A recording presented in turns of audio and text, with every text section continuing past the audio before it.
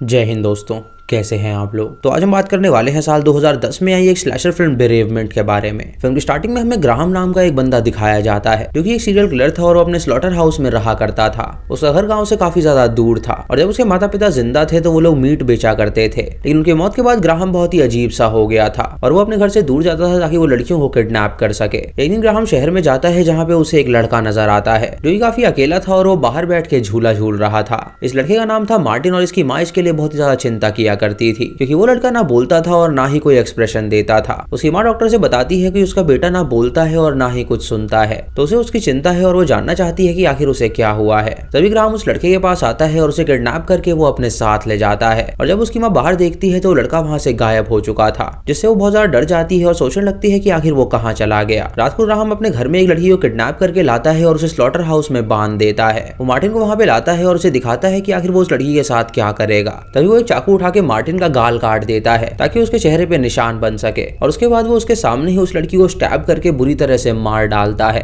Martin ने देखकर हैरान हो जाता है और सोचता है कि आखिर उसने ये सब क्या देख लिया। वो तुरंत वहां से भागने की कोशिश करता है लेकिन ग्राहम उसे पकड़ के वापस घर ले आता है। फिर हमें 5 साल बाद की कहानी दिखाई जाती है जहाँ शहर से एलिसन नाम की लड़की उस टाउन में आती है। हाल ही में उसके माता पिता मर गए थे और अब उसका देखभाल करने वाला कोई भी नहीं था, इसीलिए वो यहाँ पे आई थी ताकि वो अपने अंकल और आंट के साथ रह सके। तभी उसका अंकल जॉन वहाँ पे आता है और उसे देखकर वो बहुत ही खुश होता है और उसके बाद वो उसे अपने घर ले जाता है जहां वो अपनी आंट और उसकी बेटी से मिलती है। उसकी आंट उसे उसका कमरा दिखाती है और उससे कहती है कि वो अब उनके साथ ही रहेगी। इधर उसी टाउन में एक लड़की होती है जो कि एक रेस्टोरेंट में काम करती थी और जब वो अपना शिफ्ट खत्म करके अपने घर के लिए निकलती है तो ग्राहम अपनी कार लेके उसकी गाड़ी के पीछे खड़ा हो जाता है। ये देखकर वो लड़की बाहर निकल के उसे समझाने के लिए जाती है, लेकिन तभी वो उस पर अटैक कर देता है और उसे किडनैप करके अपने साथ ले जाता है। जब उस लड़की की आंखें खुलती हैं तो वो अपने आप को उसके स्लॉटर हाउस में बंधा हुआ पाती है। वो उसे कहती है कि वो उसे यहाँ से जाने दे, लेकिन वो उसकी एक नहीं सुनता और हम मार्टिन को देखते हैं जो कि लकड़ी के पीछे से छुप के ये सब देख रहा था। अगली सुबह एलिसन अपने घर से निकलती है और रनिंग के लिए जाती है। जहाँ रास्ते में वो शटर के घर को देखती है जहाँ उसे मार्टिन नजर आता है। उसे देखकर मार्टिन छुप जाता है और वो सोचती है कि आखिर इस अबैंडन्ड घर में वो लड़का क्या कर रहा है। वो इस बात को इग्नोर करती है और आगे बढ़ती है जहाँ पे एक ट्रक उसके पीछे से आता है जिससे डर के वो नीचे गिर जाती है। वहीं पे विल नाम का एक लड़का होता है जो जब ये देखता है तो वो उसकी मदद करने के लिए जाता है और वो उससे पूछता है कि क्या वो ठीक है। एलिसन उससे कहती है कि उसे अंदाजा नहीं था कि यहाँ पे इतने सारे ट्रक्स आते हैं। तो विल उससे कहता है कि वो यहीं पे रहता है और यहाँ पे कई हजारों ट्रक्स आते हैं। फिर उससे पूछता है कि क्या वो यहाँ पे नई रहने आई है, तो वो उसे बताती है कि वो अपने अंकल के घर रहने के लिए आई है। ये सुनकर विल उससे कहता है कि वो बहुत दूर आ गई है तो वो उसे ड्रॉप करने चले, तो राजी हो जाती है और उसकी बाइक पे बैठ जाती है और विल उसे ड्रॉप करने जाता है।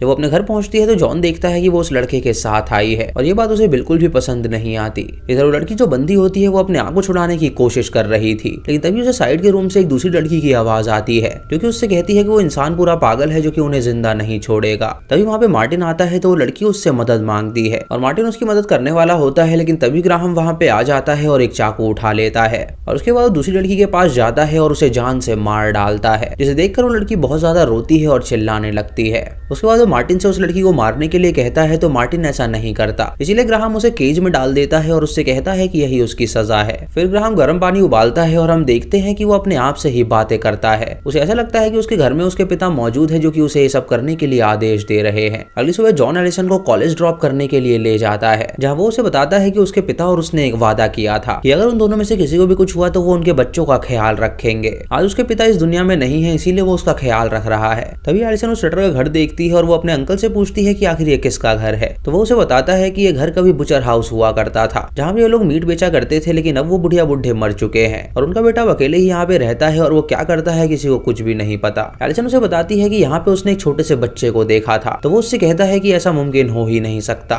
उसके बाद वो एलिसन को उसके कॉलेज छोड़ देता है और उससे कहता है कि वो 2:30 बजे वापस आएगा उसे पिकअप करने के लिए। इधर ग्राहम मार्टिन को केज से बाहर निकालता है और उसे गर्म पानी से नहलाता है और उससे कहता है कि वही उसका साथी है जो कि उसे समझता है और बाकी कोई भी उसे समझने के लिए तैयार नहीं है। इधर एलिसन कॉलेज में बहुत ज्यादा बोर हो रही होती है, इसलिए वो फैसला करती है जल्दी कॉलेज से निकलने का। वो पैदल ही वहां से जाने लगती है और हम शटर के ट्रक को देखते हैं जिसके अंदर शटर मौजूद था और वो जब उसे देखता है तो वो उसे कुछ नहीं कहता और आगे चला जाता है। तभी एलिसन विल के पास पहुंचती है जो कि अपनी गाड़ी को बना रहा था और वो उसे वहां पे देखकर काफी ज्यादा खुश हो जाता है। तभी विल के पिता उसे बुलाते हैं तो वो दोनों अंदर जाते हैं और उसकी मदद करते हैं। फिर उसके पिता एक अपाहिज थे जो कि अपनी चेयर से नीचे गिर गए थे। उसके बाद वो विल को बहुत डांटते हैं और उससे कहते हैं कि वो दोस्ती के लायक नहीं है और वो एलिसन को समझाते हैं कि वो इससे दोस्ती कतई ना करे। इससे एलिसन को बहुत ही ऑकवर्ड लगता है, इसीलिए वो उनके घर से निकल जाती है और अकेले ही अपने घर जाने के लिए आगे बढ़ती है। तभी उसे शटर का घर नजर आता है जहाँ पे वो ग्राहम को खड़ा हुआ पाती है और उसे देखकर वो हैरान हो जाती है जो कि उसे घूर रहा था।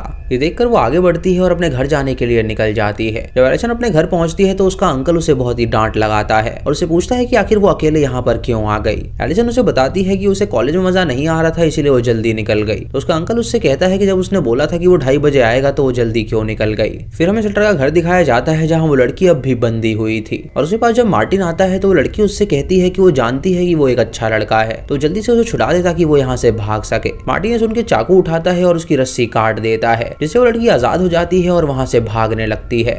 जब ग्राहम उसके भागने की आवाज सुनता है तो वो उसे पकड़ने के लिए आगे बढ़ता है और वो उस लड़की को पकड़ के उसकी टांगों में एक हुक घुसा देता है जिससे वो लड़की उल्टा लटक जाती है और उसके बाद वो उसे लेकर हीटर में जाता है और उसे वहीं पे बंद कर देता है और फिर वो हीटर को ऑन करता है जिससे वो लड़की जल जाती है और उसकी वहीं पे मौत हो जाती है। उसके बाद वो मार्टिन को पकड़ता है और उससे कहता है कि अभी भी वो सुधरा नहीं है। वो उसे पनिशमेंट के लिए दोबारा से केज में डाल देता है और उसके बाद ऊपर जाता है जहाँ पे उसने अपने पिता की लाश को रखा हुआ था और उसे अभी भी यही लगता था कि उसके पिता अब भी जिंदा हैं। वो उनसे कहता है कि उन्होंने जो भी कहा वो उसने किया लेकिन अब वो किसी पे और अत्याचार नहीं करना चाहता।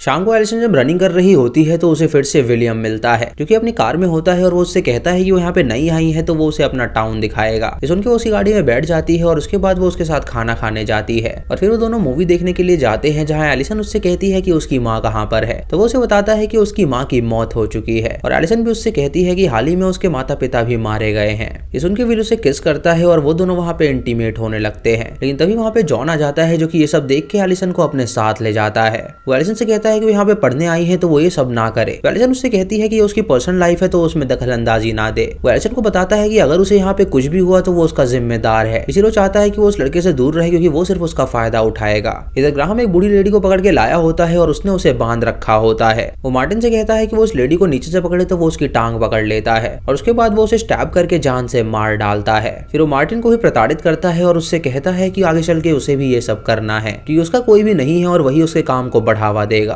अगली सुबह एलिसन अपना सामान पैक करती है क्योंकि अब वो वहाँ पे रुकने नहीं वाली थी। तो उसकी आंटी उसके पास आती है और उसे समझाती है कि वो ऐसा ना करे। वो उसे बताती है कि जॉन ने उसे इसीलिए रोका क्योंकि उसे निमोनिया हो जाता। विल की जो माँ थी उसको निमोनिया था और उसने आत्महत्या कर ली थी। एलिसन जब ये बात सुनती है तो तुरंत विल के पास जाती है जहाँ विल उससे कहता है कि वो उससे बात नहीं करना चाहता। एलिसन उससे कहती है कि उसे उसके माँ के बारे में पता चला है और वो ये जान के बहुत ज्यादा दुखी हुई है। तभी उसका पिता जब ये बात सुनता है तो वो एलिसन को बुरा भला कहने लगता है जिससे एलिसन को बहुत दुख होता है और वो तुरंत वहाँ से चली जाती है। जब वो शटर घर के पास पहुंचती है तो उसे वहाँ पे फिर से मार्टिन नजर आता है जो कि उसे देखकर छुप जाता है और उसे क्यूरियोसिटी होती है कि आखिर वो बच्चा यहाँ पे क्या कर रहा है। ये देखकर वो उस घर के अंदर जाती है ताकि वो उस बच्चे की मदद कर सके लेकिन तभी वहाँ पे वो खून देखती है जिससे उसे काफी ज्यादा डर लगने लगता है। तभी उसे वहाँ पे ग्राहम की बुक नजर आती है और वो उसे पढ़ने लगती है जहाँ उसने अपने विक्टिम से कई सारे आर्टिकल को चिपका रखे थे और वहाँ पे मार्टिन का भी आर्टिकल था जिससे वो समझ जाती है कि मार्टिन को वो किडनैप करके लाया है। तभी उसे मार्टिन दिखता है तो वो उससे कहती है कि वो उसके साथ चले, वो उसकी मदद करेगी लेकिन तभी वहाँ पे ग्राहम आ जाता है जो कि उसके सर पे वार करता है जिससे वो बेहोश हो जाती है। इधर जॉन, उसकी बीवी और उसकी बेटी बहुत ही चिंता कर रहे होते हैं क्योंकि एलिसन अभी तक घर में नहीं आई थी। अगली सुबह एलिसन की जब आंखें खुलती हैं तो वो अपने आप को बंधा हुआ पाती है और ग्राहम ऊपर होता है जो कि सूर्य उदय देख रहा था।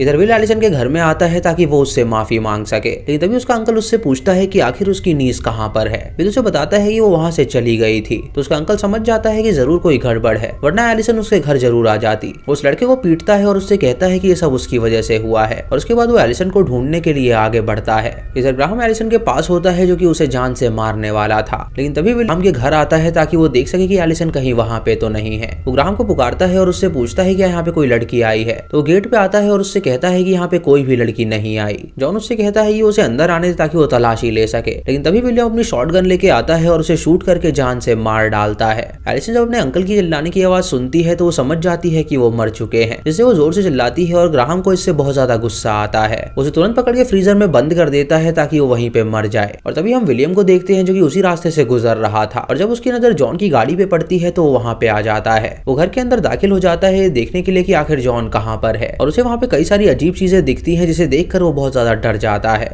एलिसन दरवाजे के सामने उस छोटे लड़के को देखती है तो वो उससे कहती है कि वो उसकी मदद करे, लेकिन वो लड़का उसकी मदद नहीं करता और ऊपर चला जाता है। कुछ देर बाद विल वहाँ पे पहुंचता है और वो एलिसन को उस रूम के अंदर देखकर बहुत ही डर जाता है। जब वो उस रूम को खोलने के लिए जाता है तो ग्राहम वहाँ पे आके उस पे हमला कर देता है और वो उसका सर पूरी तरह फोड़ देता है, जिससे उसकी वहीं पे मौत हो जाती है। उसके बाद वो उसकी लाश को लेकर ठिकाने लगाने के लिए जाता है। कुछ देर बाद ग्राहम ऊपर जाता है जहाँ वो देखता है कि उस लड़के के चेहरे पे कोई भी एक्सप्रेशन नहीं है, इसीलिए वो उसके हाथ के अंदर चाकू घुसा देता है और उस लड़के को जरा भी दर्द नहीं हो रहा था। ये देख के वो मार्टिन से कहता है कि वही उसका काम आगे बढ़ाएगा। इधर एलिसन को फ्रीजर में एक सरिया नजर आता है तो वो उसकी मदद से दरवाजे को अनलॉक कर देती है और वहां से बाहर निकलती है। जब वो ऊपर जाती है तो वो मार्टिन के हाथ में चाकू गड़ा हुआ देखती है, जिसे वो निकालती है और उसे लेकर वो बाहर निकलती है ताकि वो उसे बचा सके। इधर ग्राहम एलिसन के घर पहुंच जाता है और वो उसकी आंटी को बुरी तरह पीटने लगता है, और ये देख के उसकी छोटी बेटी ऊपर जाके अपने आप को लॉक कर लेती है। उसकी आंट को स्टैब कर देता है और उसके बाद उसके पति की लाश उसके सामने रख देता है, और उसके बाद वो घर में आग लगा देता है और उसकी छोटी बेटी को मारने के लिए जाता है।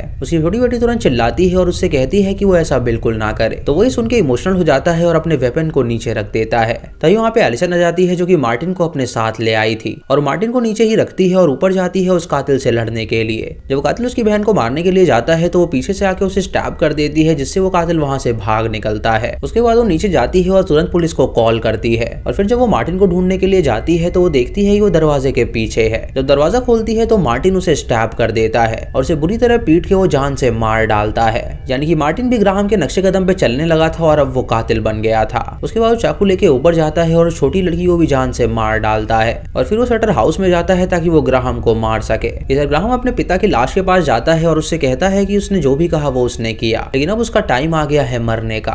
तभी मार्टिन वहां पे आ जाता है और एक एक्स से उस पे हमला करके उसे जान से मार डालता है। अगली सुबह उस घर में पुलिस आती है छानबीन करने के लिए, और वो देखती है कि वो घर जल के पूरा राख बन चुका है, जहाँ पे उन्हें 4 डेड बॉडीज मिलती हैं जो कि जल के राख हो चुकी थी। वो इस केस को एक एक्सीडेंट करार देते हैं और केस को बंद कर देते हैं। और इधर विल का पिता अपने बेटे के घर आने का इंतजार करता है, लेकिन उसे ये बात पता नहीं थी कि उसका बेटा भी मर चुका था। इधर मार्टिन अब उस घर में अकेले ही रहने लगता है, और वो ग्राहम की हड्डियों को दीवार पे चिपका देता है और उसे लगता है कि शायद वो अब भी जिंदा है। और उसके बाद वो खिड़की के पास जाता है ताकि और भी लोग वहां पे आए और वो उन्हें मार सके, और इसी के साथ ये मूवी यहीं पे खत्म हो जाती है। तो दोस्तों ये थी इस फिल्म की कहानी। आपको ये कहानी कैसी लगी आप हमें कमेंट सेक्शन में जरूर बताइएगा।